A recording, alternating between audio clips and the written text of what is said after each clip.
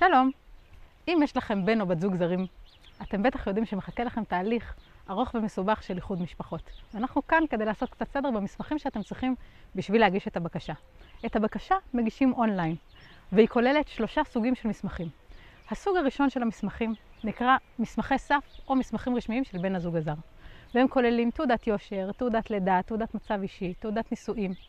וכולם צריכים להיות עם אפוסטיל, ואם הם לא באנגלית, צריך לתרגם אותם בתרגום נוטריוני לעברית. הסוג השני נקרא מסמכי מרכז חיים, והם נועדו להוכיח את מרכז החיים של הזוג או של הישראלי בארץ. הם כוללים הסכם שכירות, חשבונות חשמל ומים, תלושי משכורת, אישור מהרשות המקומית, אישור ניהול חשבון בנק, מקופת חולים, כל מה שאתם יכולים להעלות לדעתכם. בקיצור, הסיוט של כל מי שלא אוהב בירוקרטיה.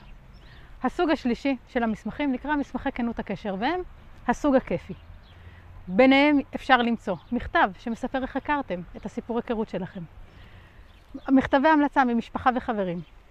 תמונות שלכם ביחד, וואטסאפים, שיחות שלכם.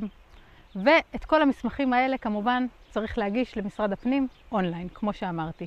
אז, אם אתם לא כל כך מסתדרים עם בירוקרטיה, או שבכלל הייתם רוצים שמישהו מומחה יעזור לכם לאסוף את המסמכים האלה ולוודא שהם בסדר, כדי שהגשת הבקשה תעבור לכם בקלות ובמהירות יחסית, אנחנו נשמח לעזור. משרד עורכי דין רוזנברג עובדיה.